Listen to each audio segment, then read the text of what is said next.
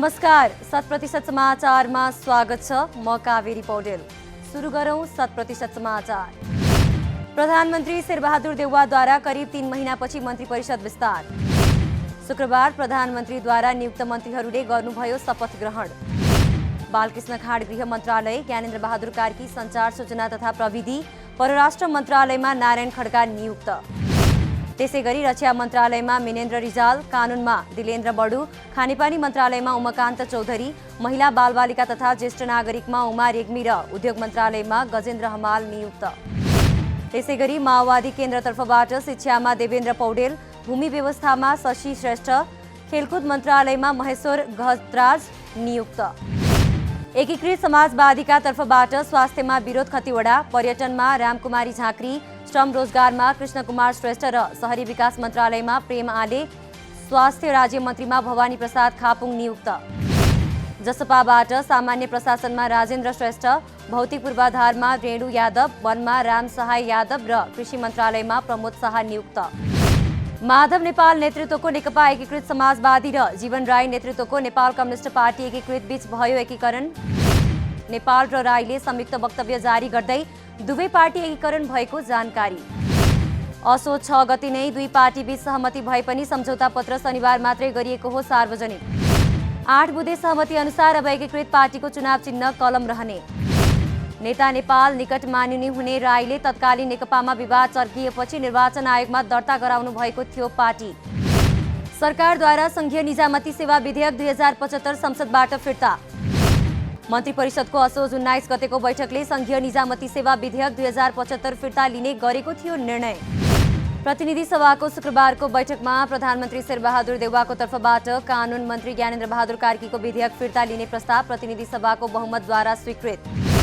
त्यस्तै बैठकले विचाराधीन रहेको रेलवे विधेयक 2076 फिर्ता लिन राष्ट्रिय सभाको सहमतिको निम्ति प्रतिनिधि सभाको सिफारिस प्राप्त गर्ने प्रस्ताव पनि बहुमतले स्वीकृत। प्रतिनिधि सभाको अर्को बैठक असोज 25 गते सोमबार दिउँसो 2 बजे बस्ने। नेपालीहरूको महान चाडपर्वको मुखैमा बजारमा कालोबजारी र महँगीले आकाश छोयो। प्रमुख प्रतिपक्षी एमालेको पटक पटक संसद अवरुद्ध गर्दा जनताका समस्या उठाउन सांसदहरू वञ्चित। सरकारले पनि कालोबजारी महँगीको अनुगमन तथा नियन्त्रण गर्न नसकेको सांसदहरूको गुनासो। कार्तिक 5 गते विश्वासको मत लिने प्रदेश 1 का मुख्यमन्त्री भीम आचार्यको तयारी। एमाले संसदीय दलको शुक्रबारको बसेको बैठकले कार्तिक 5 गते विश्वासको मत लिने निर्णय। विश्वासको मत लिनका लागि असोज 24 गते प्रस्ताव दर्ता गर्ने तयारी। दशैं अघि समय नपुग्ने भएकाले दशैंपछि मात्रै विश्वासको मत लिने जानकारी। हरेक वर्ष अक्टोबर 16 का दिन नेपाल लगायत संसारभर मनाइन्छ विश्व खाद्य दिवस। सन् 1979 देखि संयुक्त राष्ट्र संघले मनाउन थालेको हो विश्व खाद्य दिवस। नेपाली भोकमरी र गरिबीबाट गुज्रिरहेको मजदुरहरूले भोगिरहेका दुःखबारे सरकारलाई गराइएको छ ध्यानाकर्षण।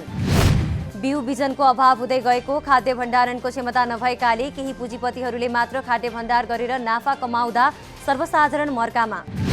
नेपालमा 58 लाख सुकुम्बासी रहेको र सरकारले उनीहरूलाई रोजगारीबाट वञ्चित गरेको सरकारवालाहरूको आरोप। विद्यालय भर्ना हुनु अघि बालबालिकाको अनिवार्य आँखा परीक्षण हुने। 3 तहसम्मको सहकार्यमा नेपाल नेत्र ज्योति संघले प्रत्येक विद्यालयमा भर्ना हुनु अघि नै बालबालिकाको आँखा परीक्षण गर्ने। सरकारको नीति तथा कार्यक्रममा विद्यार्थी विद्यालय भर्ना हुनुभन्दा अगाडि अनिवार्य आँखा परीक्षण गराउनु पर्ने उल्लेख। सरकारको नीति तथा कार्यक्रम अनुसार नै संघले विद्यालयहरूमा विद्यार्थीको आँखा परीक्षण गर्ने। कोरोना महामारीका कारण बालबालिकाको अध्ययन समेत मोबाइल, कम्प्युटर, ल्यापटपमा सीमित हुँदा उनीहरूको नजिकको दृष्टि कमजोर हुँदै गएको संघको भनाई।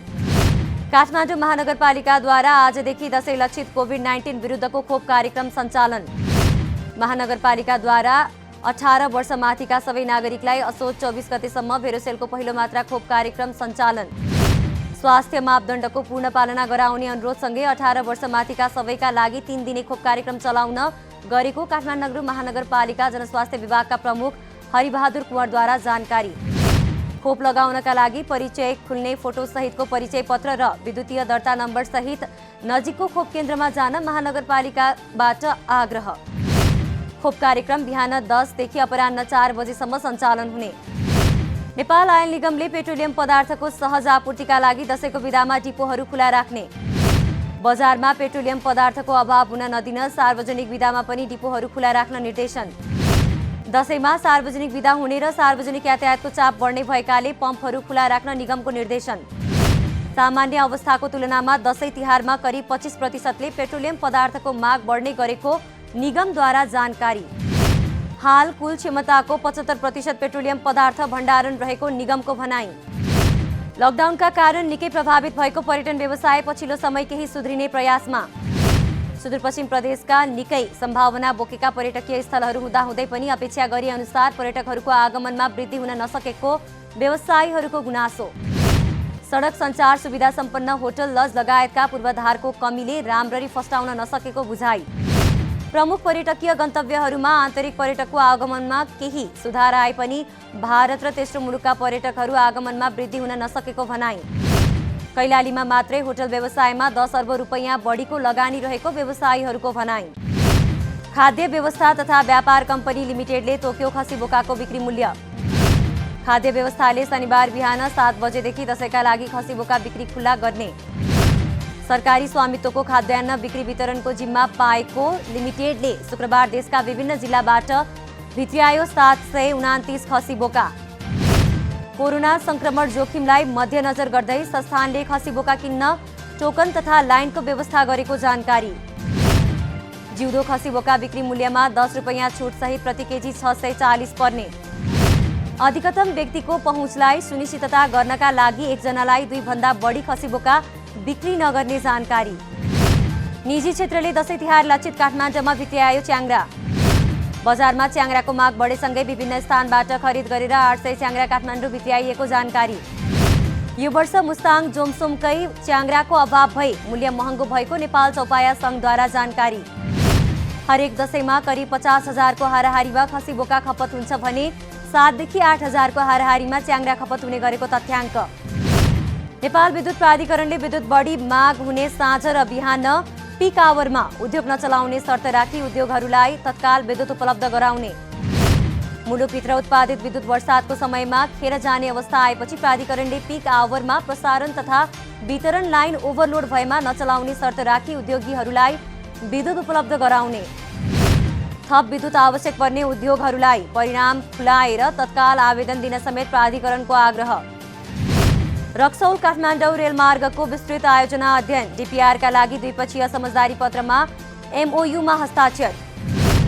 दिल्लीमा बुधबार भएको नेपाल भारत रेल सम्बन्धी संयुक्त कार्यदलको बैठकले गरेको हो समझदारी। डीपीआर 18 महिनामा तयार पारिसक्नुपर्ने पनि सम्झौता पत्रमा उल्लेख। यसले अब आयोजनाको काम अघि बढाउन बाटो खुलेको रेल विभागद्वारा जानकारी। डीपीआरको जिम्मा भारत सरकारको कोकर्ण रेलवे कर्पोरेसन लिमिटेड सीआरसीलाई दिइएको जानकारी। नेपाल स्टक एक्सचेन्ज नेप्सेले सिटिजन्स बैंक इन्टरनेसनलको शेयर मूल्य गरेको छ समायोजन। बैंकले प्रस्ताव गरेको 12.913% बोनस शेयर प्रयोजनका लागि मूल्य समायोजन गरेको नेप्सेद्वारा उल्लेख। बैंकको बुधबार कायम अन्तिम शेयर मूल्य रु 398 को आधारमा नेप्सेले बोनस शेयर पछिको मूल्य रु 352.48 कायम। बैंकद्वारा यस वर्ष बोनससँगै कर समेत 3.087% नगद लाभांश प्रस्ताव। हाल बैंकको चुक्ता पुँजी रु 12 अर्ब 57 करोड 69 लाख 23 हजार कायम।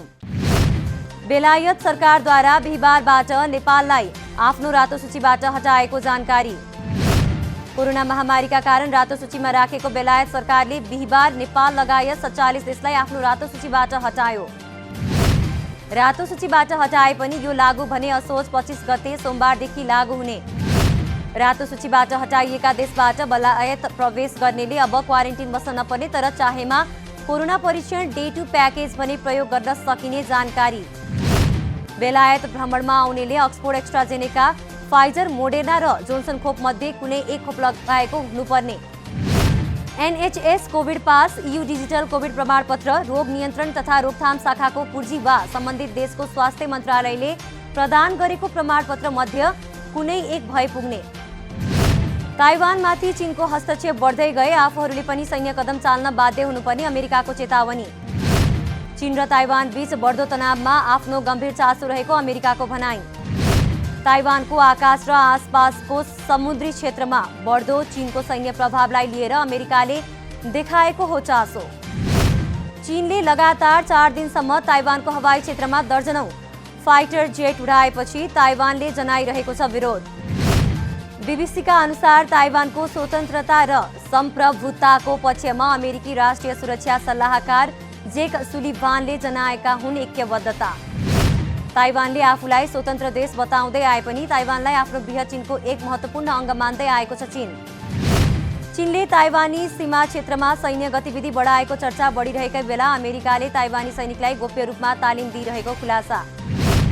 अमेरिकी दैनिक वाल स्ट्रिट जर्नलले विगत 1 वर्षदेखि अमेरिकाले ताइवानी जल तथा थल सेनालाई गोप्य तालिम दिइरहेको खुलासा गरेको समाचार संस्था अल जजिरामा उल्लेख।